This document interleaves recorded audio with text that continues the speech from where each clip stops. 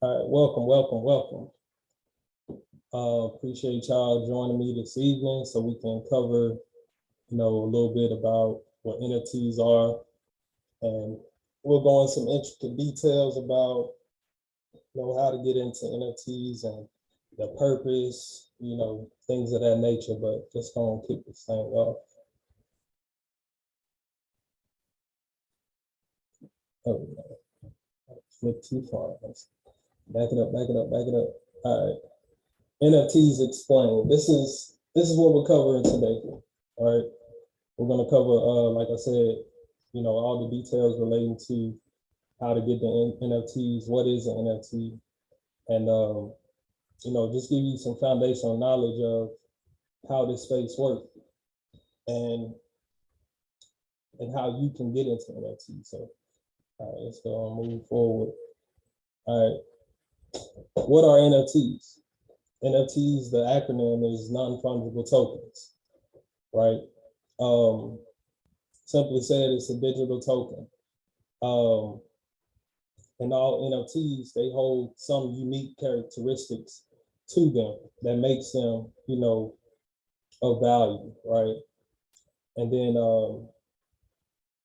due to the nature of many NFTs, you have some that have more considerable value based off of their rarity and things of that nature. So, but NFTs can be a multitude of things.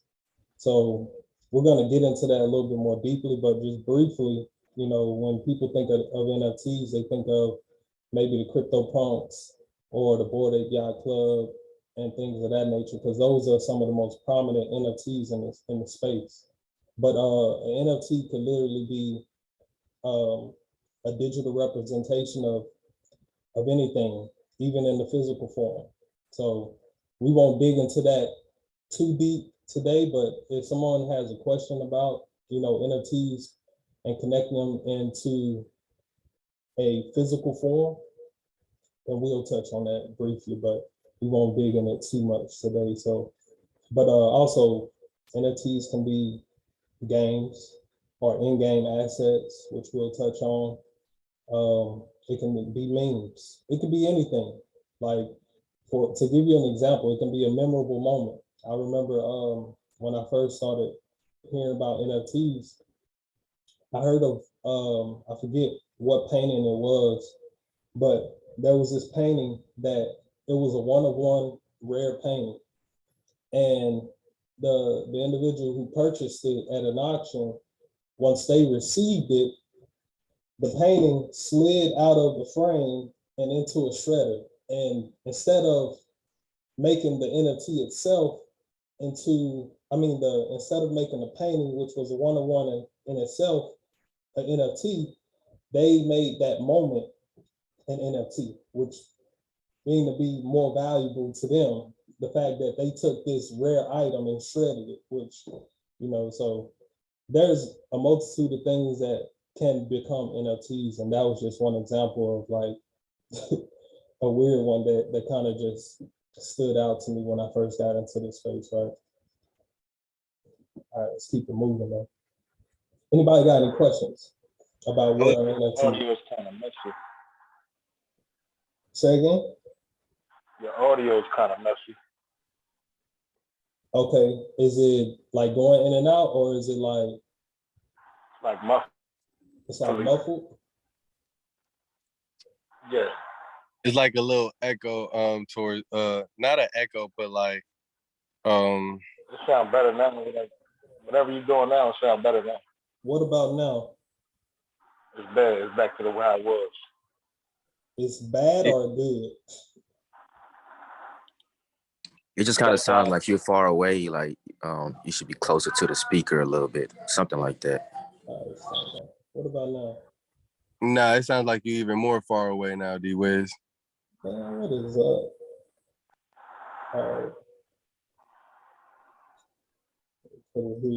What about now? Nah, I think the first way was kind of a little better. Let me see. So.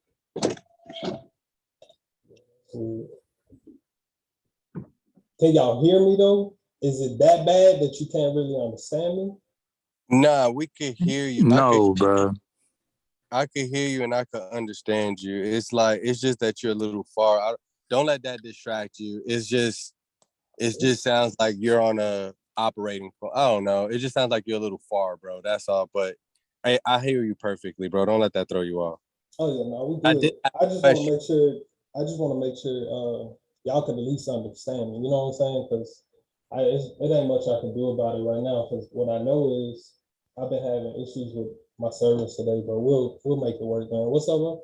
You had a question though?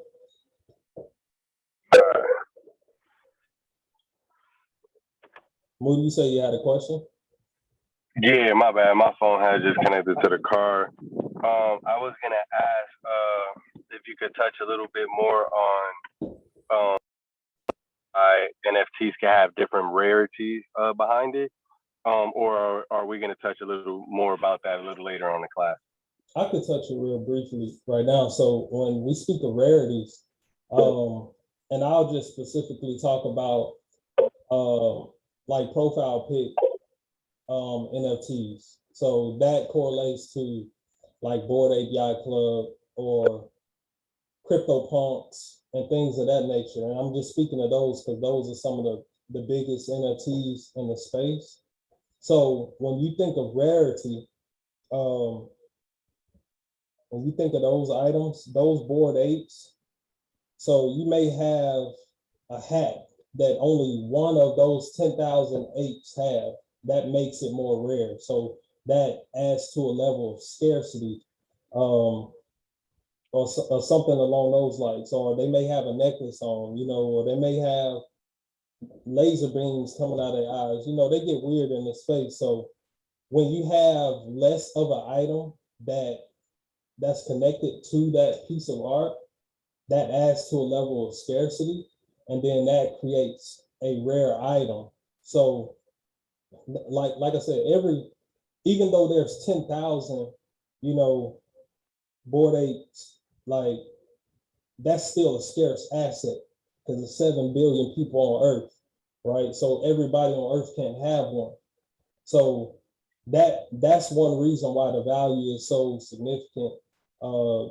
Besides, the different membership opportunities that you have with owning a Bored Ape, and then all these other developments that they're having. So, but yeah, that's where you get rarity. But then you have, your normal people, like, I ain't gonna say normal people, but think of people along the lines of like Beeple. I'm not sure if y'all ever heard of him, but he's creating these different art pieces, digital art pieces, and they're selling for millions of dollars, and it's like one-of-ones immediately. So, and that's just based off of the fact that they're very rare, and everybody doesn't have an opportunity to get a Beeple, and if you do, then you're lucky to have one. So that answer that, Moody.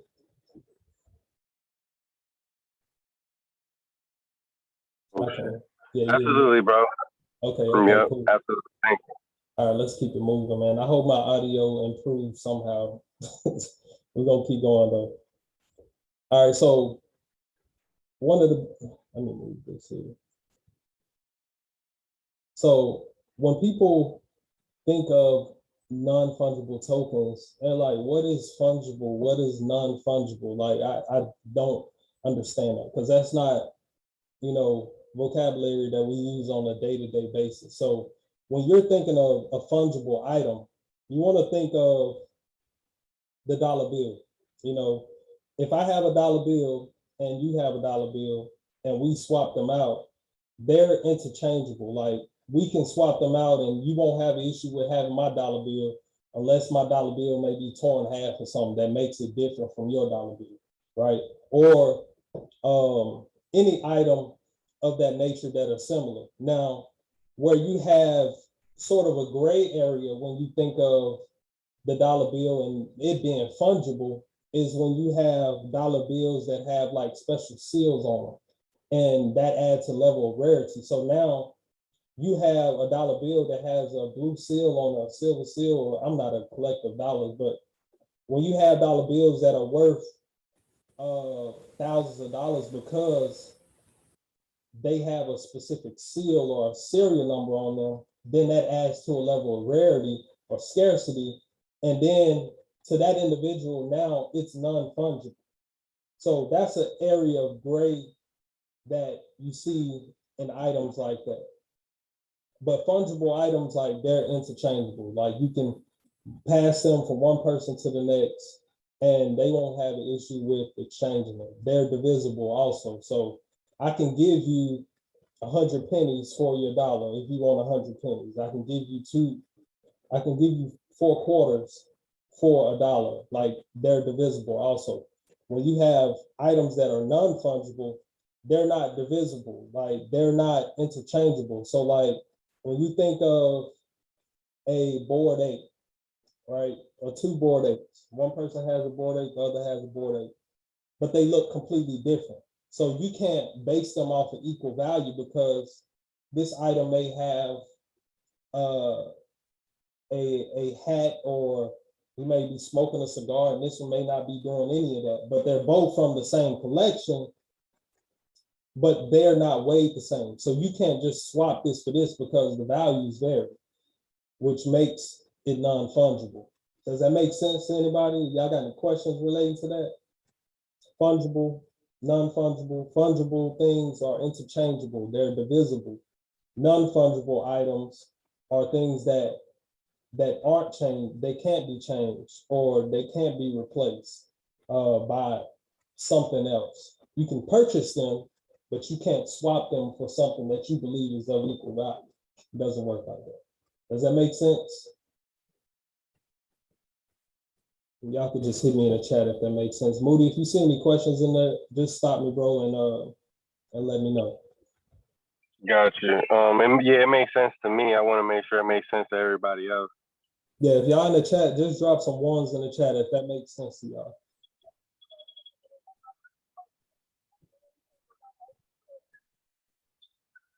Cool. That works. I see the ones.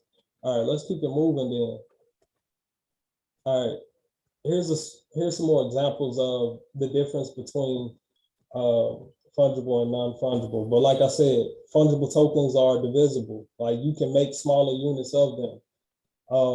Non-fungible ones are not divisible. You can't divide them in any form.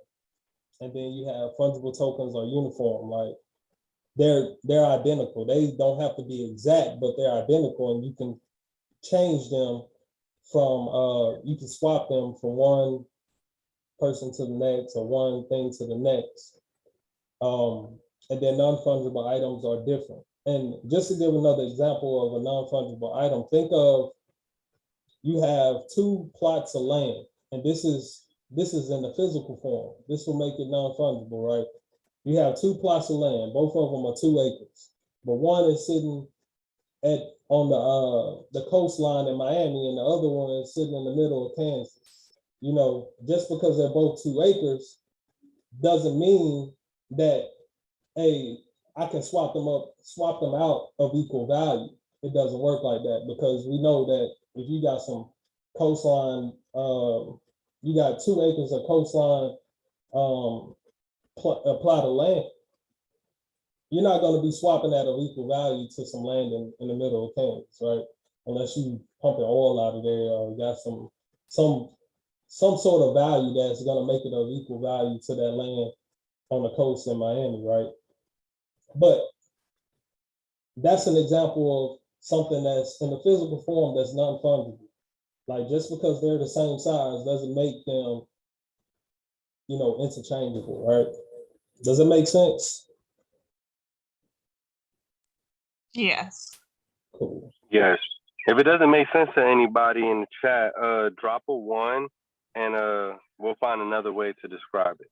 Yeah. We'll keep on. I'll figure it out so it kind of clicks in your mind, because I know when I first got into NFTs, I was like, what? Why?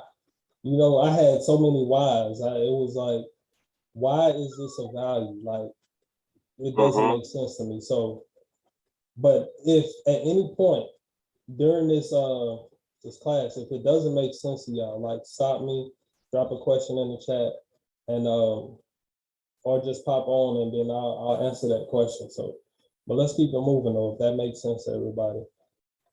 All right. These are key characteristics of NFTs.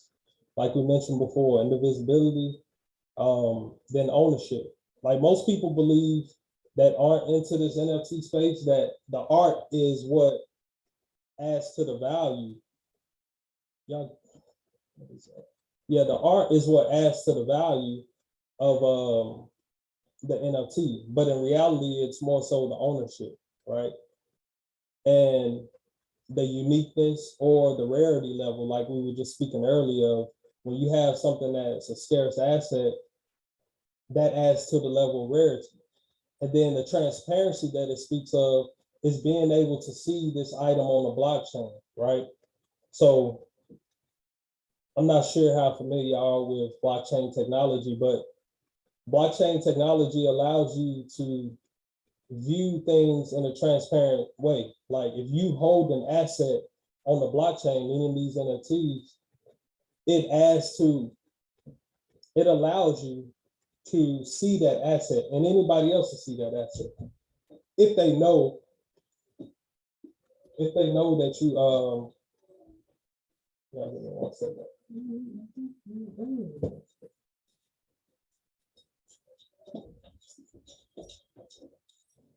Thank you. So, but if they know that they have your address that identifies the asset that they will be looking for on the blockchain, right? So that's the level of transparency that you have when having these NFTs. You can see all of these NFTs on the blockchain, and then they're interoperable, or they have interoperable ways to use them, whether it be as an exclusive membership or various factors like that. But let's keep it moving here. So let's go through NFT use cases, right? Now this is a short list. There could be tons of other different ways that you can have NFTs with like different use cases, right? So one use case that's wildly popular, is becoming wildly popular, is exclusive membership access. So I put here VFriends, and I'm not sure if y'all familiar with Gary Vee. I may be in the Web2 space of Gary Vee, but he's very popular in the NFT space. And he creates these, he has a few collections of NFTs, right? And in these collections, they provide membership access to like conferences, different events that he hosts, or he'll allow you to receive additional assets for being a part of this particular membership that he has. So then you have NFT alpha groups, which I'm a part of a few of them. With these NFT alpha groups, what they allow is you to have exclusive information relating to upcoming NFT projects or whitelist opportunities. And if y'all don't know what whitelisting is, it's simply said, a whitelist is when you have guaranteed access to mint an NFT, right? Or an upcoming NFT. Like it's gonna guarantee that you can get a spot and mint an NFT. Now, that's not always guaranteed for everybody unless you're in some groups like this. When you're in NFT alpha groups, it allows you that exclusive connection to other projects by being in these groups, and they'll allow you to mint these NFTs that are not accessible to everyone, right? So, and that's what I would describe as far as exclusive membership access. But then you have the simple things like digital art and collectibles. I spoke about Beeples earlier. And then you have NBA Top Shot, which is NFTs of moments. Like last night when Andrew Wiggins dunked on Luka Doncic, like that was a moment. That I'm sure they got it on NBA Top Shot, right? So, hey, D-Wiz, can I say something? Yeah, go ahead, man. I see we have about 49 people in the class. Well, it's 50 people in the class. as people start to engage more into the crypto community and start to invest into just learning about the space, we're definitely going to be doing some giveaways. I just heard you mention NBA Top Shots. I know I have a few that I can still do some giveaways. We may not plan it on this class, but we're going to be planning them to do them on the days that we talk about crypto. Maybe it'll be every week, maybe it'll be every other week. I'm not sure. Maybe it'll be two people that we may pick, but we'll randomly give out some NFTs or different types of giveaways as well. So stay tuned to that as well. And everybody that's on the class right now as well, take a look. If you're a lifetime, take a look at what Jordan just posted as well, and continue to enjoy the class. Yeah, that's a fact. Appreciate you. I also have some NFTs that I'll definitely be giving away with, you know, the more participation that we have in these classes and just being active within the Discord itself. So I definitely want to give back and give some NFTs away so y'all can, you know, get your feet wet into this space. But yeah, you have digital art collectibles, like I said, NBA Top Shot, Beeples. And then you also have your digital identity, meaning, so for me, just recently, like I should have got it a while ago, but in the Web3 space, you have a digital identity. And in Web3, in comparison to Web2, what Web3 is trying to build is giving ownership back to the people, right? And what that'll do is, when it correlates with digital identity, it allows you to own your name in a sense, and it allows you to own the representation surrounding your name instead of and the data that relates to your name. So there's a few places where you can purchase these domains that correlate to your name, where you can receive assets, send assets from, as an alternative to sending assets with your public, with your public address or something of that nature when it deals with like decentralized wallets and stuff like that. Now that's a whole nother topic. But for example, like on the Ethereum blockchain, they have ENS, which would be, for me, if I purchase my ENS name, it would be D-Wiz.eth, right? And then Unstoppable Domains is a project where you can purchase like the names of major brands if you were early enough to get into them. So for example, what that means is when Facebook changed their name to Meta, which I was waiting like every second on, right? I was looking to find out what they were going to change their name. I had heard about them possibly changing their name. So when they changed their name to Meta, I went ahead and bought the domain name Meta Facebook. Now, they may not ever want to come and purchase that domain from me, but at least I have it, and it could be of some value later on. They may come back and like, hey, yeah, we need to purchase this because this person had it since, you know, the day that we changed our name. But it allows you to have ownership of different items or names that we didn't particularly have access to previously, you know, because the space is growing very fast. And with these domains, you have the ability to capitalize on, you know, some of these corporations that aren't in this space yet. So those are another form of NFTs with these domains or these digital identity ways. So, and then you have your profile pictures, which that's what you normally see. You see them on Twitter, you see them on Instagram, you see them everywhere. And those are like your Bored API Club, and it's pretty much like it's a profile picture. Like it's either, you know, a picture from the side or a face-up picture, and people just post them as a representation of who they are. And a lot of times that gives a layer of, that gives you an idea of a class. You know, you have people who are more higher echelon, you have more people who are lower tier. So if somebody has a Bored Ape Yacht Club profile picture, like you perceive them as possibly having a little bit of money, right? Because Bored Apes are probably $100,000, right? Or CryptoPunks or Azuki. So when you see people holding that and things of that nature, then you view them in a different light. So, but that's the idea behind profile pictures. They have some utility of their own, but that's the basis of their use case, is to identify yourself or a pseudo-anonymous self in these social forums, right? And then the next one will be academic credentials. Now, this one isn't being widely used, but this is a case that I foresee growing in this space.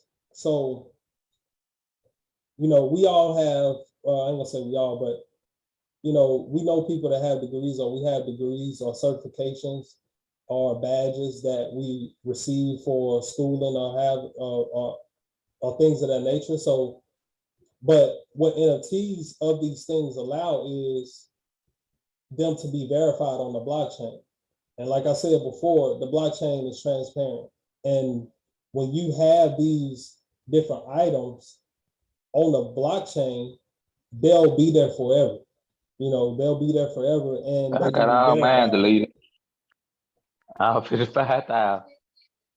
What was that? Okay. So yeah, these items can be verified on the blockchain. And I foresee not just, you know, certifications, badges, and degrees to be on there, but things like our medical records and things like that, because they won't be able to be changed by humans. Like they won't be able to be fraudulently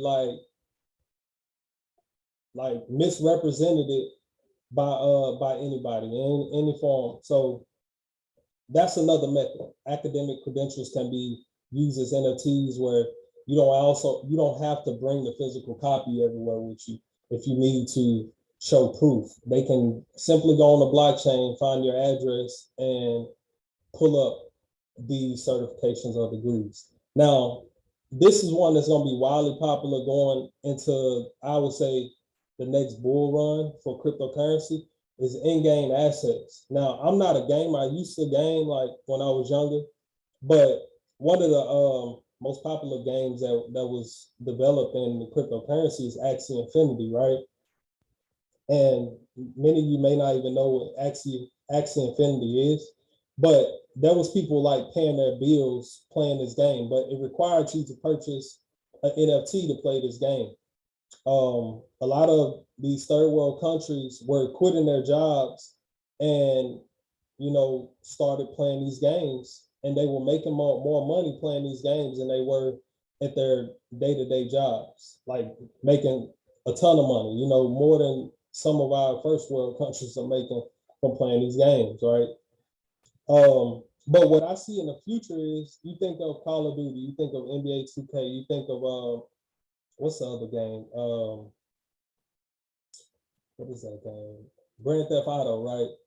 So in those games, they have in-game assets where, you know, in some cases you may have to purchase. I know when I used to play NBA 2K and you play like the My Player mode or whatever, you purchasing tattoos and you purchasing different items or improving your attributes. Like imagine if those things were NFTs, and say you no longer wanted to play that game and you wanted to sell those assets back to somebody else so you didn't lose all your money from it being an in-game asset that you couldn't really do anything with. Now, when you bring NFTs into the space, now you hold something of value, and the game doesn't just hold that value, and you can move it from the game whenever you choose to do so. So I foresee that occurring in the near future as more gamers get into the NFT space and these like large corporations to start building into the space. Go ahead. Hey, D, if you don't mind, I just wanted to chime in as well. Like, even though we're talking about NFTs is a bridge for a branch off of cryptocurrency, right? And some people, even if you're not gamers, I know that I personally don't game as of late, but I know that you could play NBA 2K right now. I'm not sure the currency that they hold, which is not cryptocurrency, but is basically climbing you up. And that's what the world does, and it's what well, I don't want to sound like conspiracy or like the government, like is basically priming you up for that, right? Because like you got Roblox, you have Fortnite that you have to pay. I'm not sure which one of them is the D-Wiz, but you have to pay your actual money to get currency, right? You kind of breaking up, Moody, but it may be me, man. Yeah, you kind of breaking up, but it could be me. Like my internet's been terrible today. No, it's probably me. I'm driving. Can you hear me? Yeah, you kind of going in and out. All right, we're gonna keep it moving. We lost Moody, but yeah, that goes for in-game assets. But then you have music, and y'all may have seen Snoop getting into the NFT space, and he's one of the like primary individuals that's really taking advantage of the opportunities of NFTs when it relates to music. And me personally, like I know a few people that are into music, that are musicians. And I tell them, get into this space, take ownership of your music, of your art, and create NFTs out of them. Like that's what Snoop is doing. It gives ownership back to the individual in comparison to signing with a label, which you have benefits for signing with a label. They're gonna front you or fund you opportunities, but what they're doing, because they already have a name and they have a brand, people flock to purchase these items from them. So like Snoop, he's very prevalent in the space.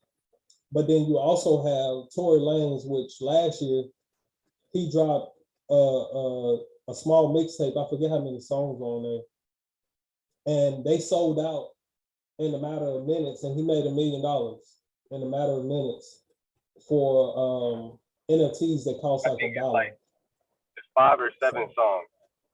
Yeah. So and I'm gonna do a giveaway on those as well, because we was able to get some when they dropped. They're to me they're not worth anything because they're not wrapped in cryptocurrency.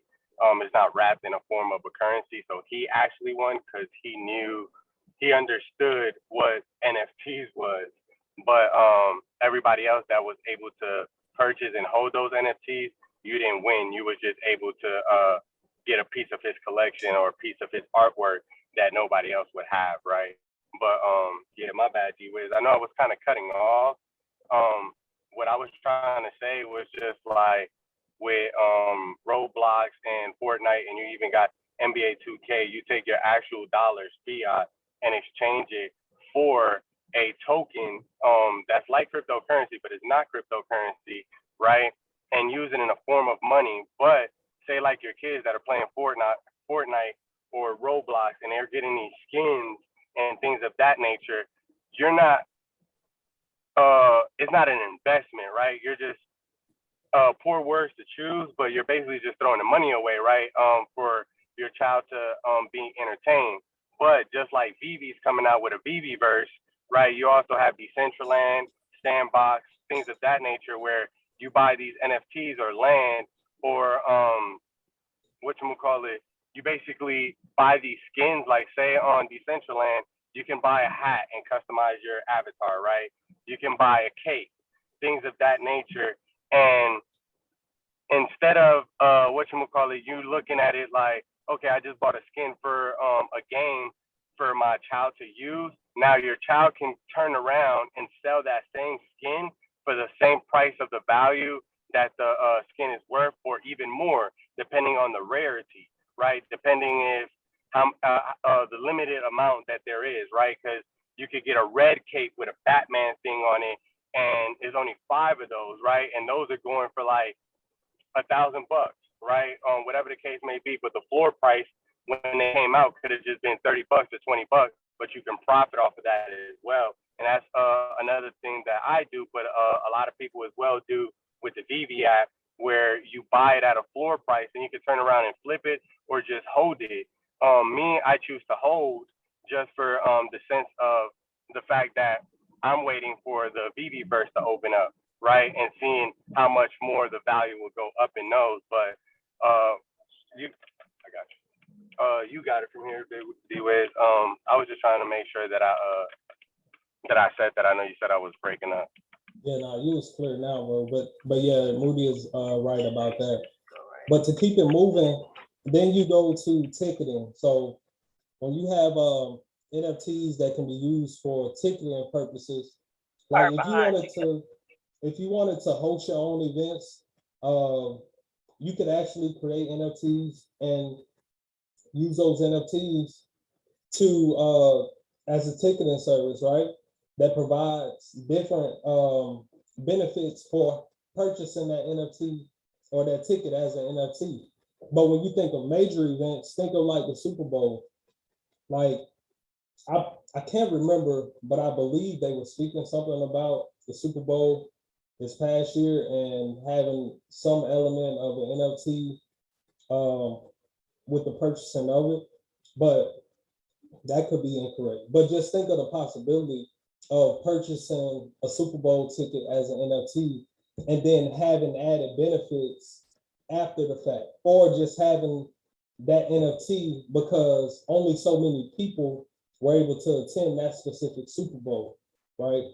Or you think of concerts where I don't know, let's think of Beyonce, or you think of Jay-Z, you think of Kendrick Lamar, think of people who are like icons in the space, and they have this lifetime concert, but they do use it as an NFT. And now, not only that NFT gains you access to this event, you also have an item that holds value. Like I know of people who keep like ticket stubs of events that they've been to, and over time they could be of value. Give it like 50 years, 100 years or whatever, they could be of significant value if you hold on to items like that as a collectible.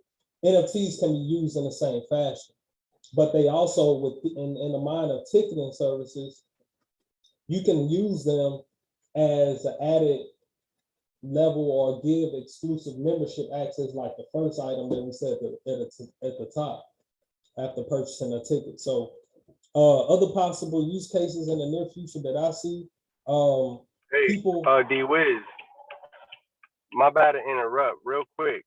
Another thing, because I know you was talking about the NFL doing that season pass. I do remember reading that news. I can't remember what it was, but do you remember when AMC, well, it was not specifically AMC, but Spider-Man was giving away an NFT if you went and purchased.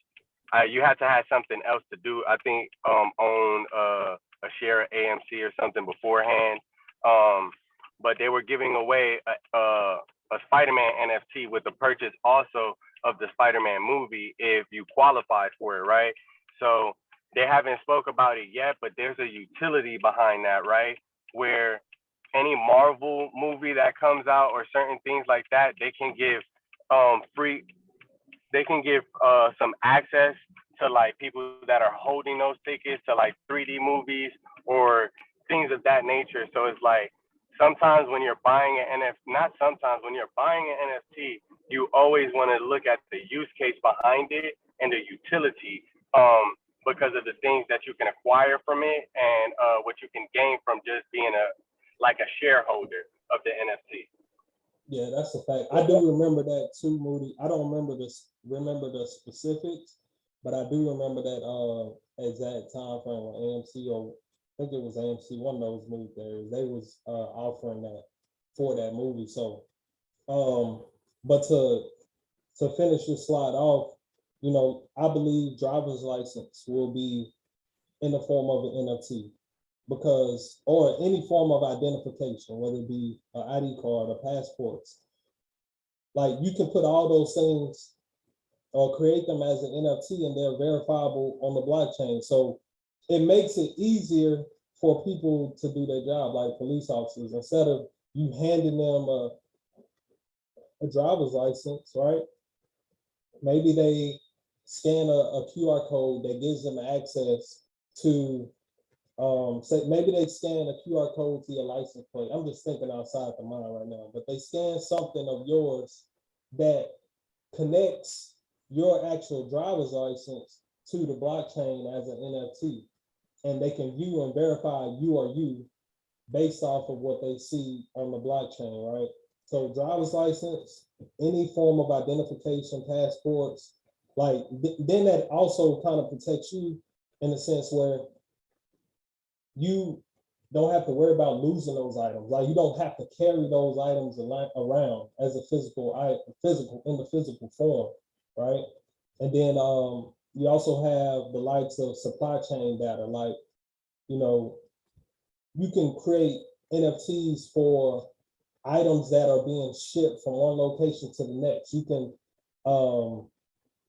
create NFTs for the specific organizations or corporations that are shipping out these items, so you know who they are and how they connect to each other on the blockchain. Like there's a multitude of different other use cases that I didn't list here, but those are some of the ones that are prominent and some of the ones that I can foresee happening in the near future.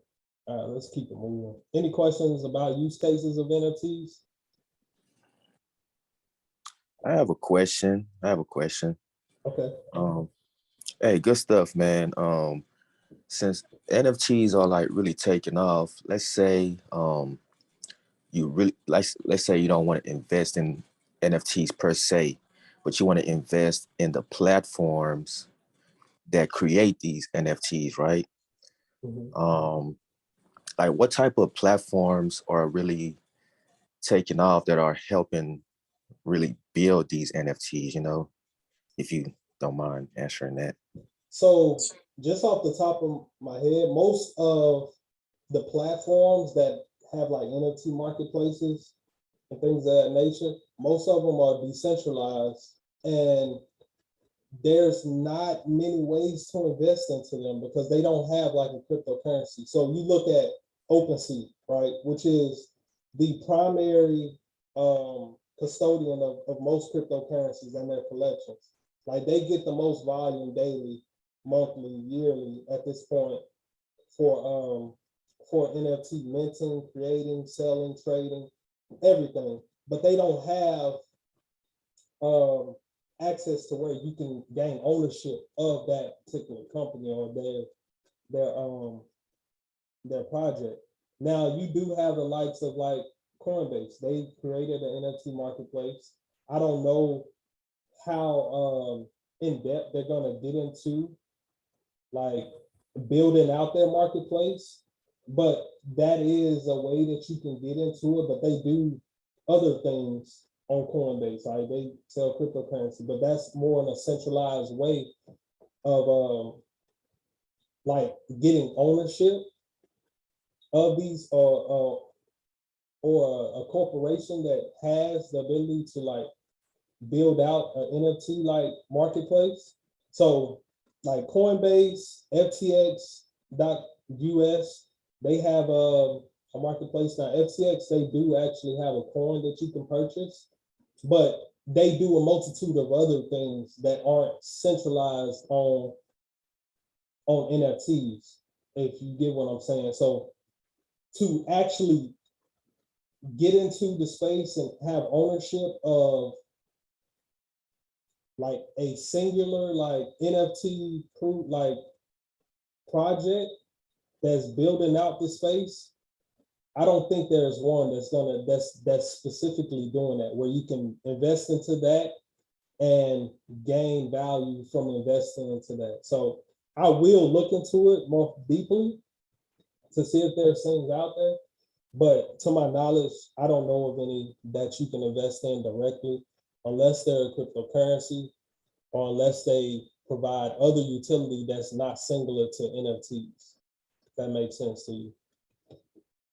Gotcha. Appreciate it. Thank you. But I'm gonna dig into it more, and if I find something, I'll certainly drop it inside the Discord server. So, anybody Hey, have D-Wiz, any? just, oh, my bad. You good? Go ahead, bro. No, I was gonna just add to like what you were talking about, like with the certification and badges and degrees. You can also think about it like, you know, the government does want this technology and the excuse me, and the technology, you know, not the technology, but also they would love to use the blockchain and the technology behind it, right? And the reason I say that, think about how when you go to the doctors and you go to another facility, right, or another county and go to another facility, you have to fill out the paperwork every single time. With us having a blockchain, that goes out the picture, where whenever you go to like try to, like how he was talking about identity and things of that nature, all you have to do is pull up the blockchain and now you have all that person's information. Some people may look at it and be like, well, I don't want all my information out there like that and things of that nature. But, you know, even though we're talking about NFTs, the bigger picture also is just moving into a decentralized world, right? And that's why we continue to talk about what's centralized platforms versus a decentralized platform, right? Because once you're decentralized, you also know what someone else's has, right? But not really, unless you have that person's wallet address to be able to know, like, okay, this is that person, right?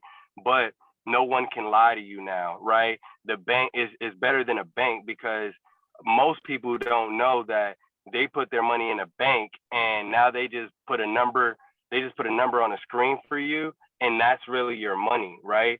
They take your money and invest it and make more capital with that and continue to become wealthy, right? And now you can continue to do that with going DeFi and learning more about NFTs and cryptocurrency. But I just wanted to add that into it as well, bro. Yeah, that's a fact, Moody. Appreciate it, bro. Somebody asked, do you need to have a wallet to hold your NFTs like Bitcoin? So yes, you do.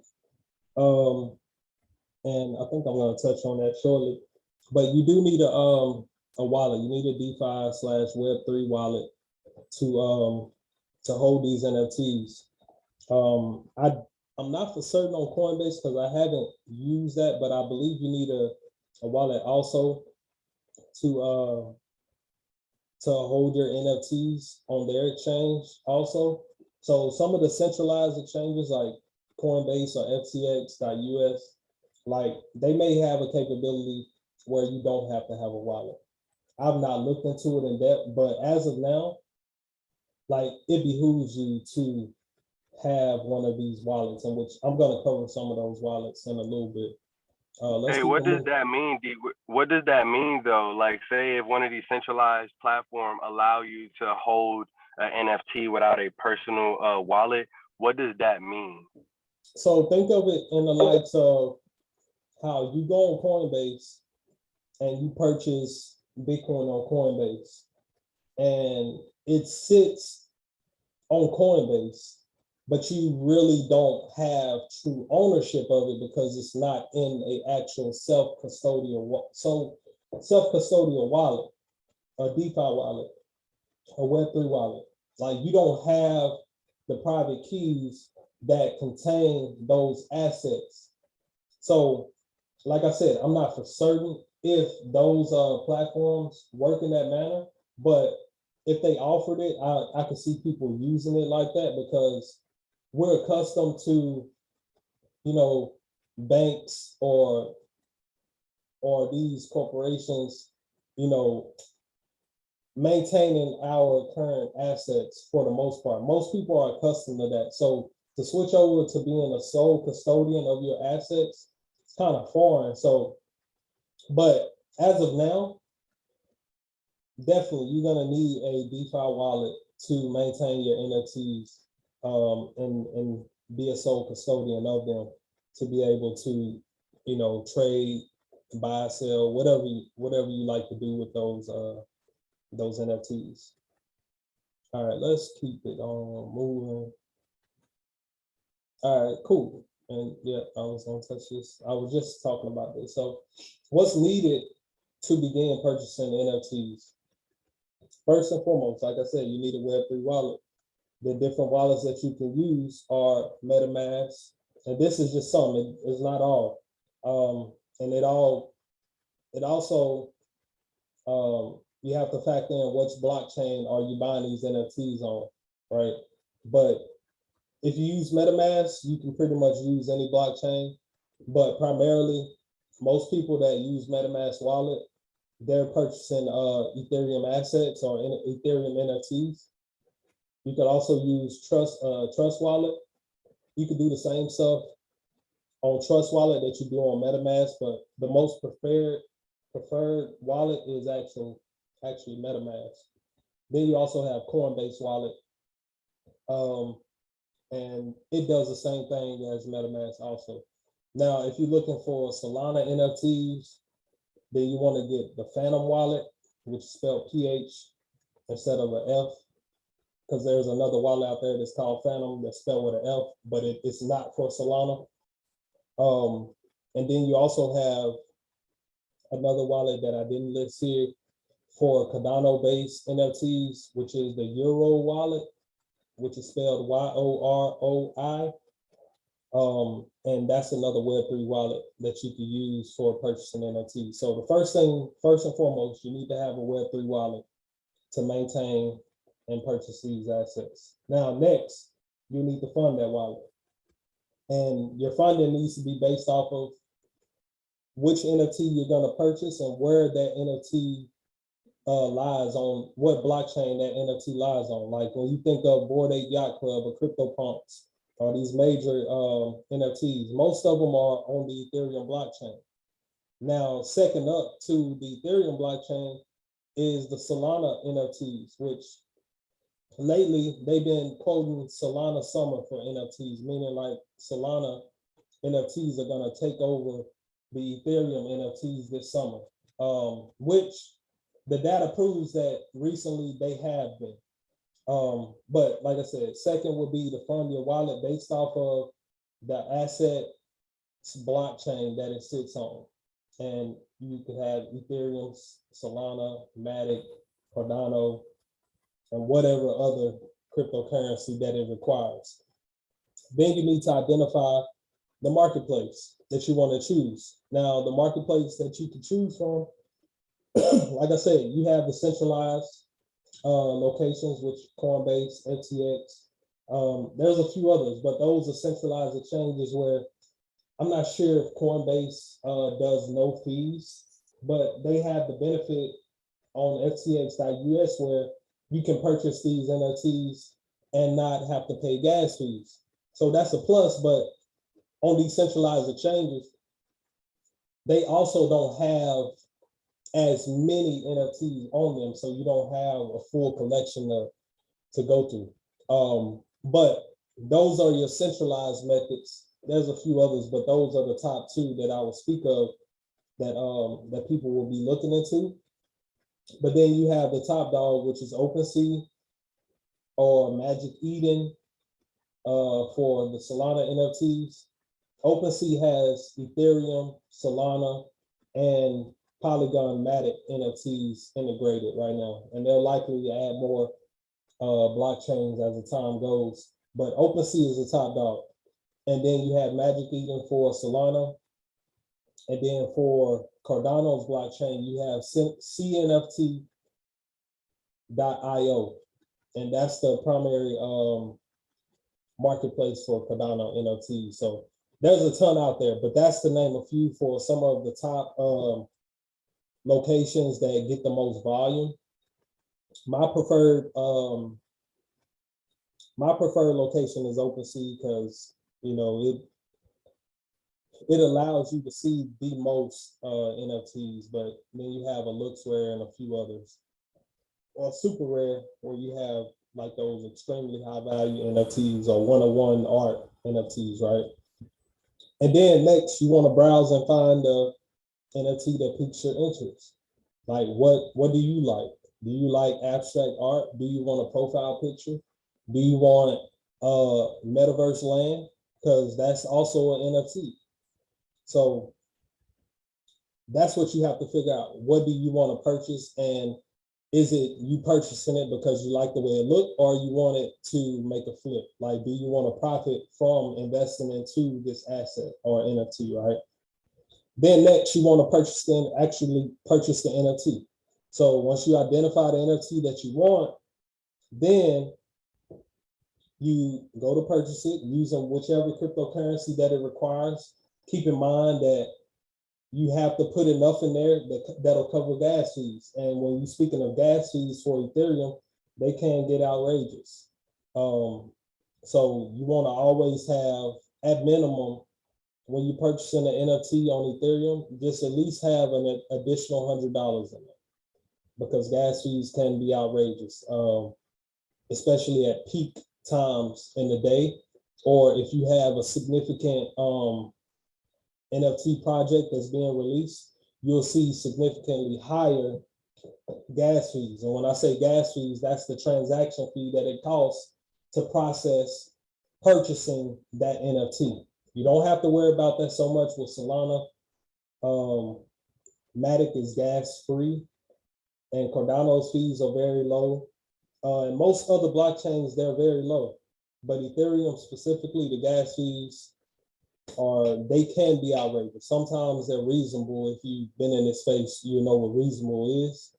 But yeah, Ethereum's gas fees can be significant. Does that make sense? What's needed to begin purchasing NFTs? Anybody got any questions? Somebody asked about, okay, yes, Phantom Wallet for Solana NFTs. That's actually my favorite wallet out of all of these wallets. And I can't wait till Phantom Wallet starts to integrate Ethereum NFTs, because once they do that, then I'll likely move all of my assets to the Phantom Wallet. But right now they only have Solana assets. The question here. Before you the question, can you explain why Phantom is your favorite wallet, and why people and you're gonna go nuts when they do that integration with ETH? So the reason that Phantom Wallet is my favorite wallet is because the ease of using it. Like, it's very simple to use in comparison to MetaMask. Like, MetaMask is very glitchy. For it to be the top wallet in crypto, MetaMask can be very glitchy when you use it on your phone. And a lot of people will tell you not to use or purchase crypto assets or purchase NFTs on your phone. Like, that's all good and dandy, but that's not convenient to always have to purchase assets on a computer or something that's dedicated to Wi-Fi. So with the Phantom Wallet, like, it's seamless. Like, it's very easy to use. It's a nice layout, and it works practically every time I try to use it. If I try to use MetaMask on my phone, it takes like a minute at least to load up. It crashes constantly. It's terrible to me. So, but MetaMask on like your laptop, it works fine. Like, I don't have any issues with it. But once Phantom starts to integrate Ethereum, I will be moving all my assets to Phantom, because it that I have on Ethereum, because of its seamless way of usage. Now, You said what was the name of it again? Phantom Wallet, PHANTOM, and it's And y'all can definitely find all these wallets that D-Wiz is mentioning in the DeFi wallet section under crypto. And I know I posted it, but it was D-Wiz that put together all that information as well. Yeah, that's a fact. All of that information is in the server, and as more wallets and more information starts to come about, I'll be adding, or Moody will be adding more wallets into those channels. So the question relating to, okay, the CNFT.io, yes, that's for Cardano. CNFT, it's a little, I don't know, it's the best thing that Cardano has, to my understanding. But I don't really like the purchasing methods that you have on CNFT in comparison to these other marketplaces, but it works. And I can see them improving and getting better, but that's where you use Cardano's, well, that's where you purchase Cardano NFTs primarily, it's CNFT.io. All right, let me see if there's any more. Hey, D-Wiz, there's also one more question in the chat. If you want to answer that before you move on. Which one? I don't know if you answered it. Somebody was asking, what blockchain do you think will benefit the most from the rise of NFT? Well, I missed that one. So I believe he just dropped it. He just dropped it, bro. Oh, okay, yeah, no, I see it now. What blockchain do you think will benefit the most from the rise of NFT? So I believe right now, if things continue to go the way that they are, like you can't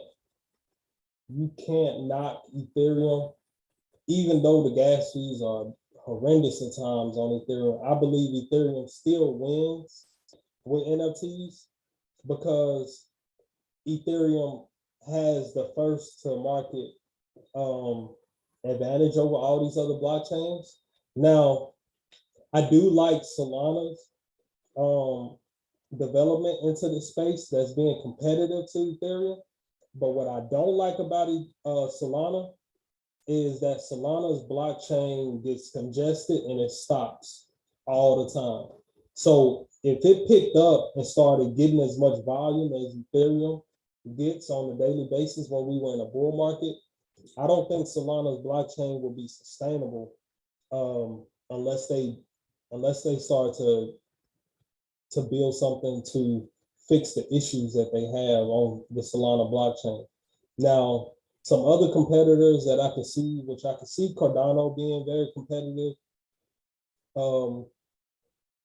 as they start to create more marketplaces that would, integrate, possibly Ethereum or Solana assets also. But I believe Cardano can be competitive.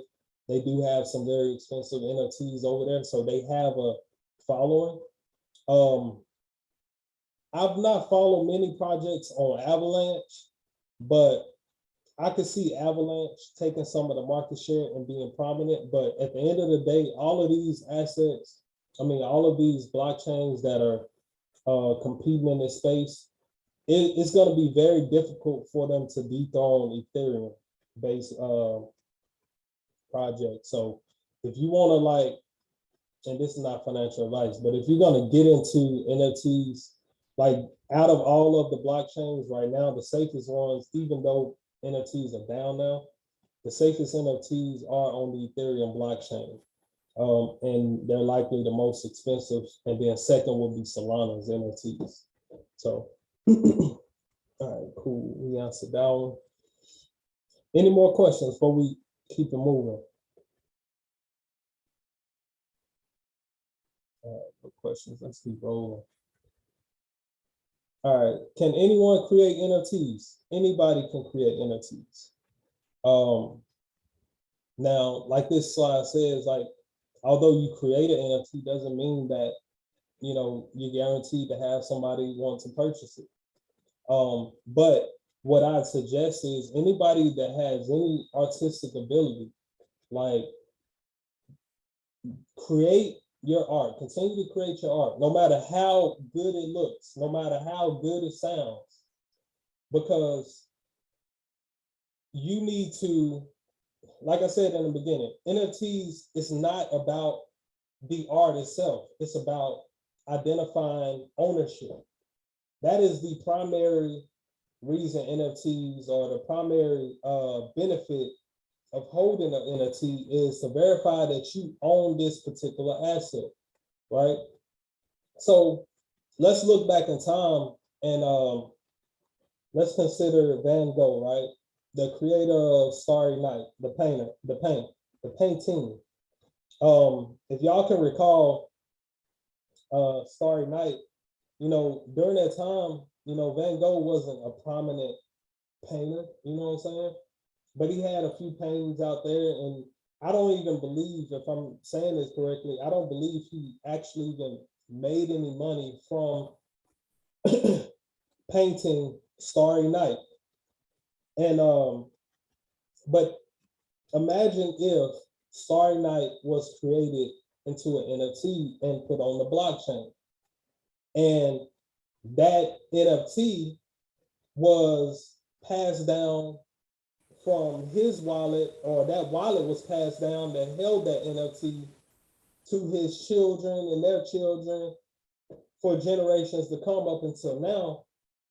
Imagine if NFTs were around then, and I didn't touch on this as far as like you creating your own NFTs, but when you create your own NFTs, you can add a tax to that NFT, which will be a royalty or a commission for creating it, right? And when you do that, say you sell your first NFT and it becomes Starry Night, and 100 years from now, it's still being sold, and you have a 10% tax every time it's sold. Every time it sells, those royalties will go back to the person who maintains that wallet originally. Now, he didn't have that added benefit because the technology didn't exist. But people who are creating today, whatever it may be, in art, music, dance, anything, if you create that and make it an NFT, you could potentially, if it gains traction and people like it, you could potentially continue to live off that forever. You know, your generations can continue to live off that forever. So just keep that in mind. He never benefited from, or his generations after benefited from the millions of dollars that were spent to purchase Starry Night after the fact, in which he could have if the technology exists. Well, now the technology exists to where you create, you sell what you create, and every time it resells, you get a percentage of what it sells for. So you may sell it today for $200, but 20 years from now, when you the Basquiat, or you're the Van Gogh of art, now when it's selling for $1 million, you get 10% of that every time it sells. That's why NFTs are important to those who are in any form of art, right? So just keep that in mind. Anyone can create NFTs, and myself, I have created NFTs, and I'm gonna show y'all that. I was just about to say that, bro, because you bringing up Bosky. I was gonna be like, bro, show them the finesse. Right. Yeah. So I've created NFTs myself. Now I'm not a well-renowned artist, like, and I don't particularly think I'm just the greatest artist and by any measure. But I felt like if I created something, like, why not put it on the blockchain and have ownership of it, and have the intellectual property of something I created, and it's recorded on the blockchain. So let me show y'all what that looks like. Let me show y'all an example of an NFT collection that I created myself.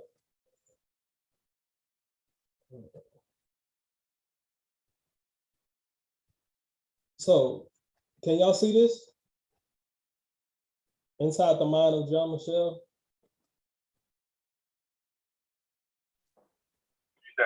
Nah, I could. Nah, what you trying I to just get see NFT collection example. Okay, give me 1 second. Yeah, you probably just gotta have to share your whole screen. All right, can y'all see it now? Yeah.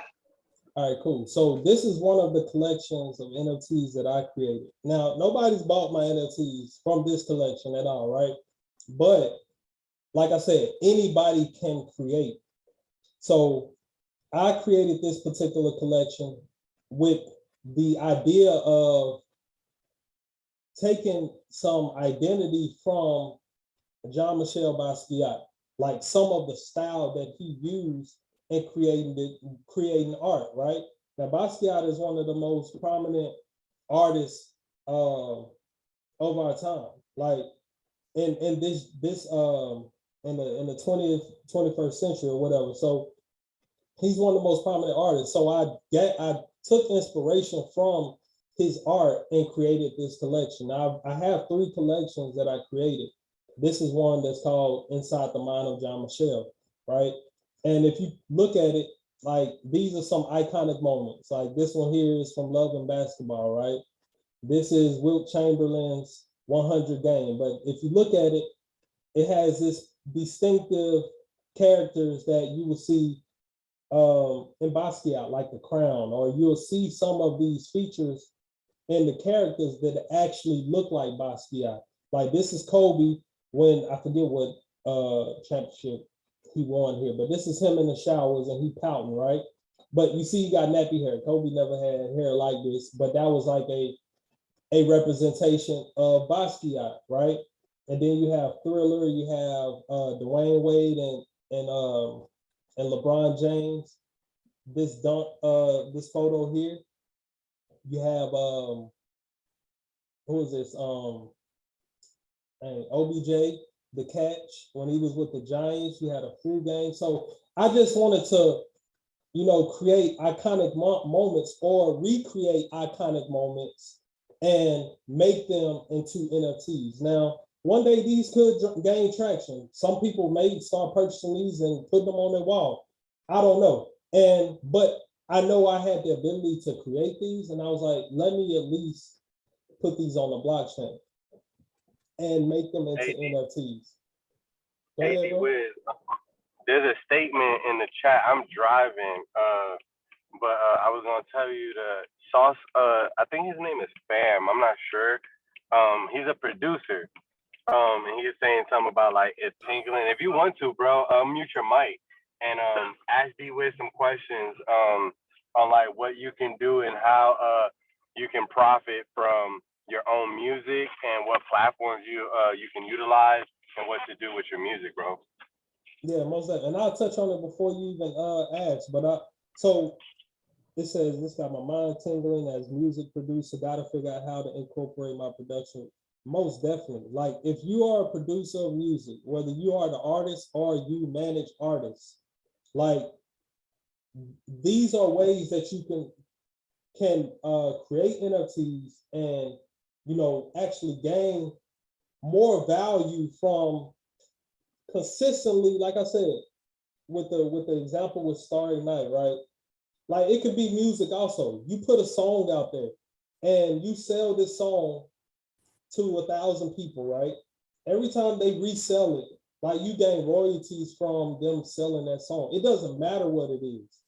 Like if it is a digital image, a digital video, a digital sound, like you can combine them. Like I could have easily, for each one of these paintings or whatnot, like I really like this one too. It's the This of America image here, but I named it This Is Art, right? So like you could easily take these items and add music to it. And now you have almost like you can make a mixtape out of them. Like it's so many, like your mind could really go when you want to focus on creating NFTs, using it, whether it be with any form of digitizing your art. Like let your mind go wild. Like hit me up also. Like I'll try to assist you in trying to formalize an idea. But like I said, anybody can create NFTs. It doesn't matter. When your kid comes home with a picture of the family that they drew from pre-K and you want to save this collection and you don't want it to be damaged. Like I'll give you an example. My father, he probably has like every little thing that we had drawn or created when we were kids in like a storage or in the attic or something at our house, right? He can easily digitize all those items. He doesn't have to sell them, but he can put them on the blockchain as an NFT to always be a form of memorabilia for the family. You see what I'm saying? There's so, like, it could be a digital representation of what are those books? Photo books, like family, like You know what I'm saying? It's so many Bro, different I things just you had can a do. sorry to cut you off, bro. I just had a thought because I forgot. I gotta find it. It was some dude on Instagram. He actually, I know him because he was on some show that I seen on YouTube, like some rappers or something like that. But D Smoke, I don't know if anybody knows of him. He won the show, and it was like this other like Spanish dude that was rapping. That I guess he was pretty dope as well. But he's actually gonna be utilizing NFTs and talk. He was talking about how he's going to be utilizing them and letting his fans purchase his music, but also purchasing it with an NFT where they also gain a portion of the royalties every time it gets streamed.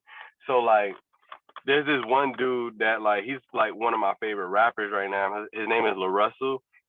Um I seen him make a post and he was saying that he didn't want to deal with the venues, right, and all the politics, where he was telling fans like hit him up because he wants to do more concerts, but he wants to do it like I guess for his fans more so.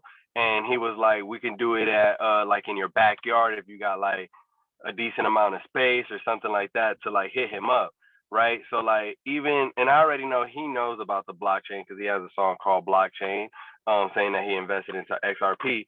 But long story short, if he integrates NFTs into that, it makes it even much more valuable, right? And you're connecting even more with your fans.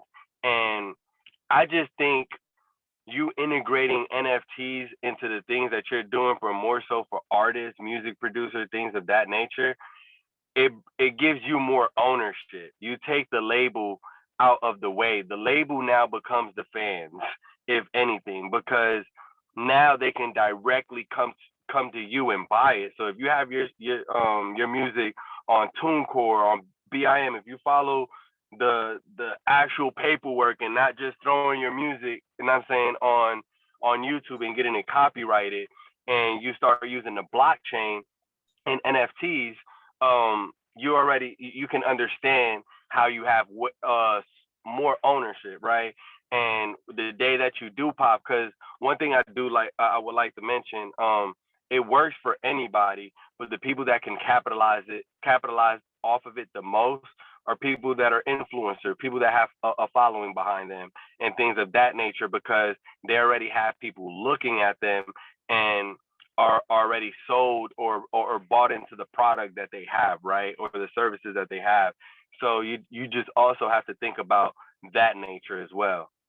Yeah, that's a fact. And I remember seeing that too, Moody, on Instagram and the guy on TikTok. So I don't know if y'all can see, but my internet is moving extremely slow right now. Because I was gonna pull up my original collection that's called Bosky Elite.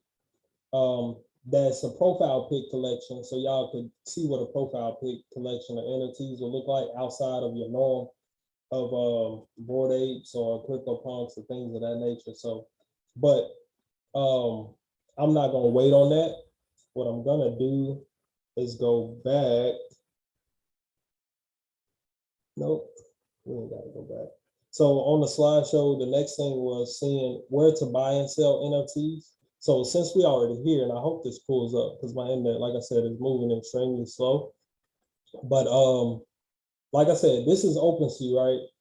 And it's still moving slow, but this is OpenSea. This is the primary like NFT marketplace where you can literally get any of the NFTs that are prominent in this space, like whether it be on Ethereum, whether it be on Solana or Matic. Those are the three blockchains that you can purchase from with these on this marketplace, right? But then you have Magic Eden, which this thing ain't gonna pull up. Oh, it might be cooking with some grease. Okay, I ain't gonna log in. But so Magic Eden is the Solana NFT marketplace, like I mentioned. I do like Magic Eden. I like the way it's set up. As you can see, I'm not sure how many of y'all are into stepping, but you can also purchase sneakers for stepping on Magic Eden, which I don't recommend because they're higher priced in comparison to buying these stepping sneakers in the wallet that you primarily use to purchase the sneakers for stepping. But Magic Eden, and I wanted to go through more of these different things, the sections on this marketplace, but I don't want this thing to freeze up or do something stupid. So, but yeah, Magic Eden, like I said, that is the primary marketplace for Solana NFTs. And you'll be able to get any of the Solana NFTs from Magic Eden for the most part that you will be interested in. They also have launch pads where if you created your own NFT project and you wanted to launch on Magic Eden, you can do that on this platform also. So that's an option that you could do, you could have, like for creators, like you would go to this tab and communicate with them to launch on here, if that's something that you were looking to doing on the Solana blockchain. Yeah, so, but, so then I mentioned CNFT.io. That is the blockchain for Cardano, right? And I don't know if it's gonna pull up, but we're gonna see. It's moving slow. But yeah, this is the primary blockchain. I mean, the primary marketplace for Cardano NFTs. And it has the same function of these other marketplaces, but it's only dedicated to Cardano NFTs. Like you purchase everything in ADA. It's not pulling up because this thing is internet is being real ratchet right now. But this is the actual website that y'all could visit anytime and look at some of the NFTs. Now this location, this marketplace is called Super Rare. Now, in order to list on Super Rare, like if you were a creator, right, you have to be invited to list on here, like to actually be an artist that that lists your art here. You have to be invited by another artist, which I was trying to get on here myself, but I actually haven't tried. So that's something I'm gonna look into myself to present some of my own personal art. But most of the items that are listed here, they sell for very high prices because they're typically one-of-one art pieces. Like they will be something that if it wasn't in digital form, like you would see on the wall in museums and in certain cases. But some of them are animated, like you see on the screen here. Some of them are still photos of very abstract art. But that's what Super Rare is. It's very high class art, I would identify it as, right? What else we got here? Oh, so this is a topic that I didn't speak about because it's a little bit more advanced. But when you own NFTs that are of significant value, and this is something I'm going to be talking about when I speak about cryptocurrency in general, but you can borrow against your NFTs. Like this is a CryptoPunk right here, right? I believe that's one that's maybe it's a derivative of CryptoPunks, but you can borrow against this asset. So say you spent $100,000 on a CryptoPunk or Bored Ape Yacht Club. You can come to this platform and say, all right, I'm gonna list my NFT here and I wanna borrow $60,000 off of this NFT and I wanna go purchase another Bored Ape Yacht Club NFT, or I wanna go invest it in real estate. Like you can do whatever you want with those funds, right? So if you own an NFT, like I said, you can borrow against that NFT at this website, which is called NFT5. I think it's NFT5.com. Yep. So yeah. All right. And I want to go back to, I spoke about this briefly earlier when I mentioned on one of the slides, I was talking about digital identification, right? Or representing yourself in the digital world. So this is a representation of me as D-Wiz.eth. Like, this is the Ethereum naming service. Like, this is me being recognized in Web3 or the blockchain. So if someone wanted to send me something on the Ethereum blockchain, they could use this name to either identify me or to send me assets, or, you know what I'm saying, follow me, however it may be. But this is my identification in the Web3 world on the Ethereum name service. Hey, D-Wiz, would you say that that's one of the reasons, I wouldn't say main reasons, but would you say that that's one of the reasons you see Jay-Z, Beyonce, you know, certain entertainers that have .eth or .bitcoin behind it? Yes. So when you see influencers that have, I think Meek Mill might have meekmill.eth or meekmill.something right now on his Twitter account. So that's a digital representation of that person in the Web3 world. So this is a digital representation that I own this name. So it's just like you having ownership of your name in any other aspect that you currently do in your life, but this is a digital representation of who you are in the Web3 space. And that's why, like, if you wanted to go purchase Barack Obama.eth, it's likely not available. If you want to go purchase Donald Trump.eth, it's likely not available.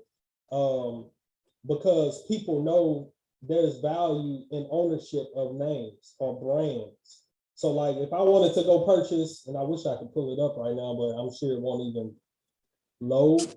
Hey, bro, would you say that everything that you're mentioning, would that be the same thing as buying domain names? Would that be like, yeah, same concept, same right? concept, same concept, same concept.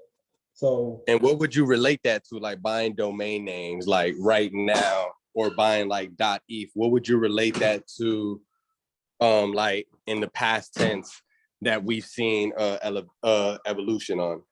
so think of how the Staples Center just got renamed to Crypto.com, right? They have a physical representation of their brand over this historical building. Like everybody knows the Staples Center, you know what I'm saying, being the home of the Lakers, the Clippers, and it has that, you know what I'm saying, historical value of ownership being named the Staples Center. But now you have Crypto.com, you know what I'm saying, and go all over this place. And now you have a new representation of this historical building, right? And that can kind of give you an idea of what I mean when you talk about digital representation in the Web3 world. Like you want to take hold of your name, your identity before somebody else does. Like that's why I bought D-Wiz.eth. Like I could have went and purchased my real name, which I likely will at some time, but right now this is what I want the world to know me as in a pseudo-anonymous way, right? Like everybody knows who D-Wiz is in the Discord server, but they may not know who I am outside of that. But this is what I want the world to know me as in the Web3 aspect. So that makes sense. Did that make sense, Moody? Or anybody that's in the chat? Yeah, that made a lot of sense. What did it make sense to you in the chat? Yeah, y'all drop a one if y'all gaining some knowledge from this relating to NFTs. If y'all learned something today, let me see if we got anything else that I wanted to cover. Trust me, you want to pay attention to all this. I ain't gonna drop all the, I'm not gonna drop all the juice.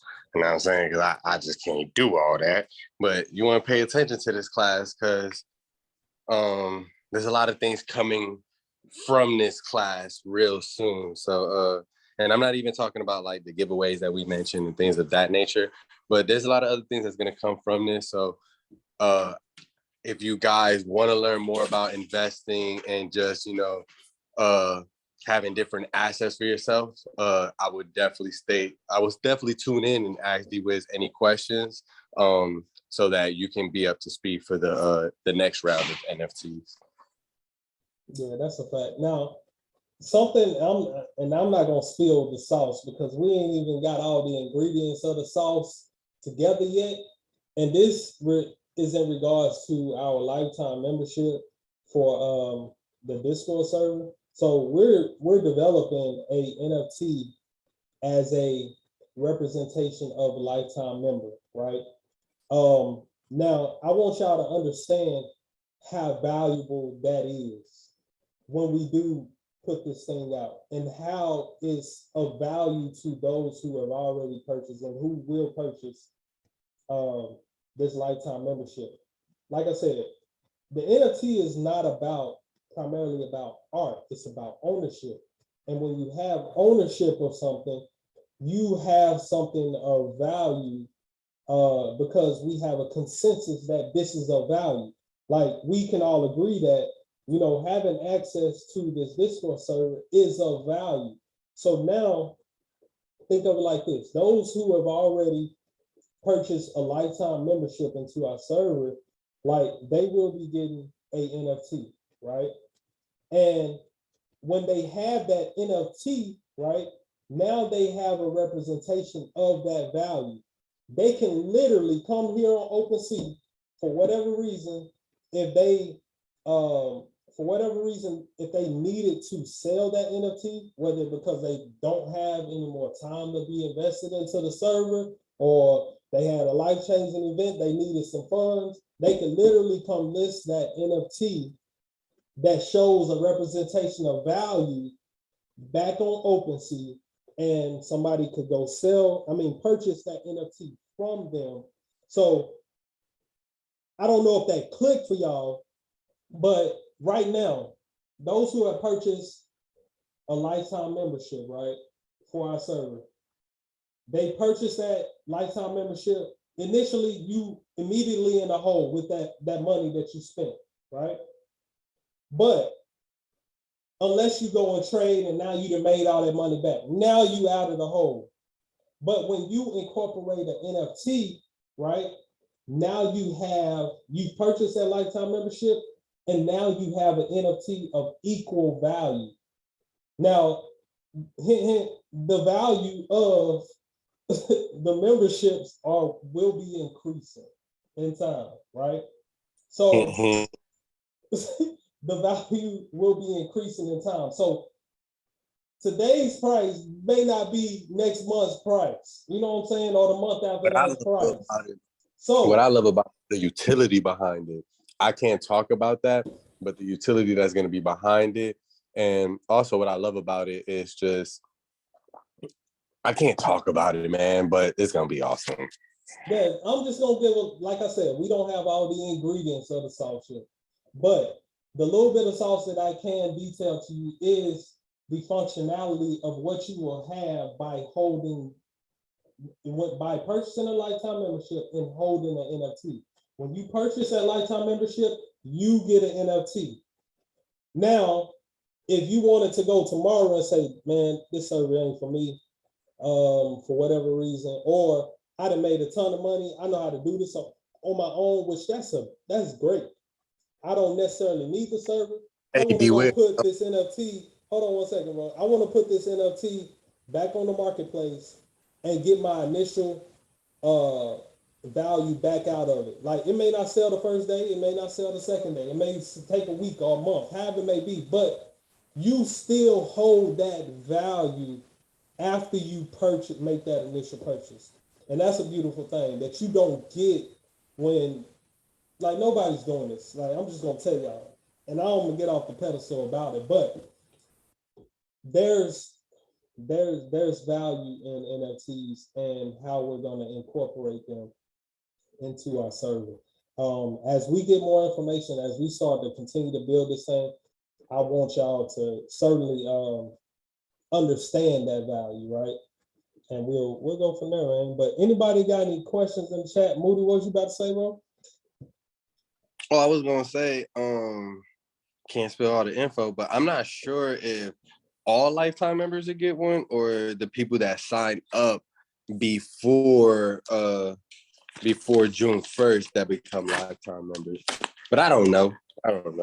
Yeah, so those details are being ironed out, but that is the value of purchasing something like that and getting an NFT of equal value.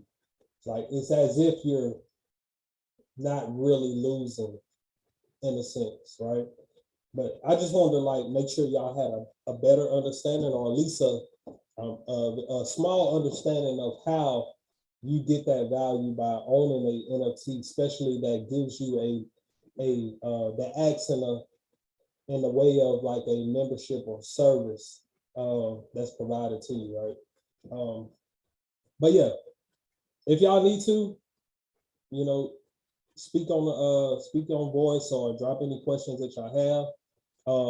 If y'all don't, what I'd appreciate if y'all could go into the server and give me some feedback. I know earlier the voice was sounding a little raggedy. I don't know if it still is, but give me some feedback, whether it be good, bad, and different, however y'all want to see it. I just want to improve and give y'all the best information that I can. Hey, D-Wiz. It's yeah, it's Luann. I wanted to know like how much it costs you to create your art and in that way, in that digital way, and put it on there. So or around the range that it would kind of cost someone to do that. No, that's no problem. So to actually list the NFTs on OpenSea, so I have a collection that's listed on the Polygon Matic blockchain. To list on that blockchain is completely free. It's completely free to list on there. And the cost to purchase, the transaction fees are free or are very extremely low. So like that's on the Polygon blockchain, right? On the Ethereum blockchain, it is free to list also. But when you put it on sale, like when you say, I want to sell it for 0.5 Ethereum or 1 Ethereum, it's going to charge you to actually put it on sale for that value. So a lot of my NFTs on Ethereum, like you'll see most of them aren't sold because right now I'm not listing them for sale because I don't want to spend that money to list for sale and they don't sell immediately. Like it's not a benefit for me right now. So to actually list them on Ethereum for sale, I want to say it was between $50 and $100, right? That's for each NFT. So you would have to at least sell for more than that to get your money back for the value. Now, like I said, I'm not looking to sell these immediately. Like I just wanted to record them on the blockchain because they're a representation of myself, right? If that answers your question. Yes, it does. Thanks. No problem. Hey, Luann, that was a great question. Leads me to this question. D-Wiz, do you think it's possible, because I know we're very busy, that we can do a class possibly on the process of creating one of your NFTs, like so somebody can see a process of, if they want to try to create an NFT and just listing it on Polygon? Yeah, I could do that for sure. Like we can do that. We can plan that in the future, man. Even it doesn't even have to be a class. Like we can hop on live and like just out of the blue, if people want to see it and see how it's done, like it's a very simple process once you've gone through it. Like it's not very difficult at all. Also, I was gonna have one more question to that. Somebody in the chat asked, and I'm sure thing. I'm saying I could do it myself as well. If we can show the process of actually purchasing an NFT. They didn't specifically say a platform, but I was gonna see if you was interested in doing that. But also I wanted to ask everybody else that's still on the class, do you guys want to see D-Wiz create an NFT for your future reference? If you don't want to unmute yourself, you can just drop it in the chat. Yeah, that'd be cool. Yeah, I can definitely do that. I gotta figure out what's up with my internet because I would actually show y'all right now how you go through the process of purchasing an NFT, and but I can't do it right now. This saying it's barely letting me load each each site. So, but it's very simple in purchasing. Only thing, like I said in the class, you have to ensure if you're purchasing on Ethereum, you have additional funds to pay for those transaction fees, because they can vary depending on the time of the day, how much volume Ethereum is getting during that time. So I would say at minimum, on a normal day, you need to have a range of $50 to $100 if you purchasing, and that's transaction fees on top of it. So just always have that within your wallet. But yeah, I can certainly do that, and that's no problem at all. We can do that for sure. All right. Is there anything else? Yeah, and I say if you want to, we could jump on a Zoom and do it one of these days, or we could save it like for a class. So just in case some people aren't able to like join or something, if you want to record it. Yeah. I'd much rather do it live so y'all can actually interact. I will record that, and that could be posted so it can be reviewed. I seen somebody mention that. Who was this? Shaka Curls. Yeah, I seen somebody mention that about the walkthrough process. So I can do that live, and we'll record it, and you'll be able to see the process, whether it be creating an NFT, which that is called the minting process, or actually purchasing an NFT. So I can definitely do that in the near future. Like, we'll figure out a date and time. Hey, one. But I don't want to keep bothering everybody. For everybody that's, huh? No, I said that's fine. Oh, okay. For everybody that's on the call, we do have a section where chat suggestions. If you guys would like, go into that section, or even now, if you have some ideas on some type of classes that you guys would like about cryptocurrency or NFTs or something relating to this space, drop those suggestions as well, because it helps us come up with some dope some dope classes to give you guys. Because we do know a lot of well, I don't like to say that because we know a lot to we know enough to know that we don't know nothing, but sometimes we don't know what to teach just because we have so much like information stored in our file cabinets. But it'll definitely help us too with like questions or any type of suggestions. Yeah, and then just to add to what Moody was saying, just relating to the server. So there's an entire category dedicated to NFTs. There's a lot of valuable information there, different tools that can be used. Like, I will do a second NFT class where I can go over those tools as we get more people like embedded into knowing how to purchase NFTs and knowing how to like take advantage of the space, because some of those tools in there can definitely give you an edge and compare it to other people who are also trading these assets. Like, the NFT space is very lucrative if you know what you're doing. So what I'd suggest to anybody, go into the server, get familiar with those channels. Once you get more in depth with NFTs, there's a channel that I post almost daily different whitelist opportunities where you can get raffled to win like an opportunity to purchase some NFTs that are being that are dropping like almost daily.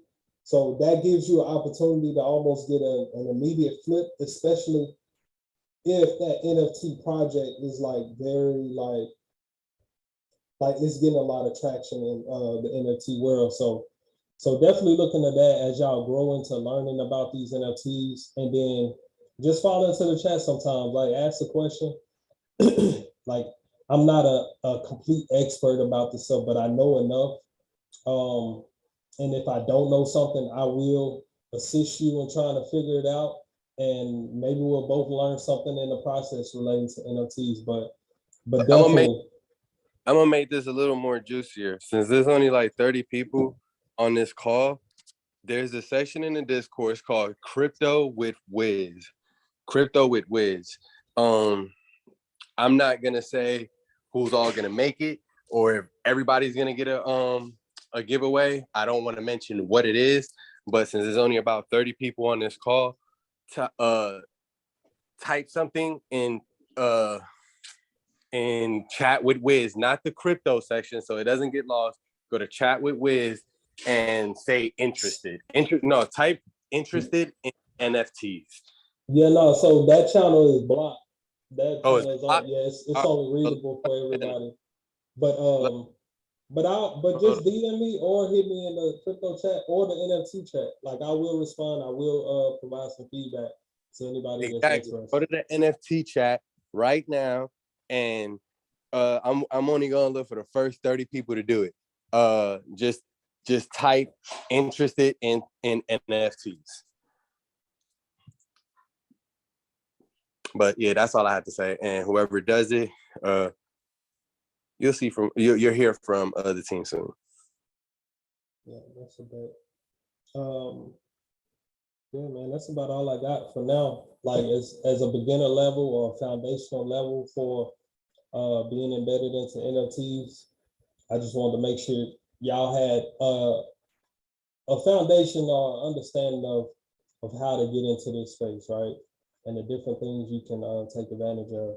But I want to say thank y'all, and I appreciate y'all being here and learning with me and growing with us. And let's continue to build. And before I go, last time, y'all got any more questions before we get off? I was just gonna probably put this suggestion in the chat suggestions, just that when we're doing the live or whatever, I don't know if you're probably gonna use the PowerPoint, but I know like the person who wanted to walk through about how to buy like NFTs. I know there's like different wallets and people might have different accounts and stuff like. So if you do put together a PowerPoint presentation, if we can have like those slides, access to those slides so that, we can reference it because, being on the live is really cool and stuff and I take notes, but yeah, sometimes you miss stuff in there. So I know it's going to be recorded as well, but if you do put together like a PowerPoint, access to the slides to like, walk through while we setting up the account and stuff, to have it like on next screen will be easy to kind of do that. Thanks. Yeah, most definitely. I can make sure we do something like that. But thank y'all, and I'll end it here. Moody, you got anything before we roll out? Nah, I just want to say I appreciate y'all for joining the MSC and being in this adventure, this beautiful adventure, this journey that we're in to financial freedom. And as well, spam the general chat and let D-Wiz know how dope the class was or how trash the class was, or if you're learning anything, because it helps us, just know what we need to do and things of that nature. So I really appreciate everybody, and just go ahead and spam the chat and tag D-Wiz. Appreciate y'all. Thank y'all. Have a great night. Not this chat, the general chat in the Discord. All right, be easy, y'all. Thank you so much, bro. All right, everybody, love in abundance. Yeah.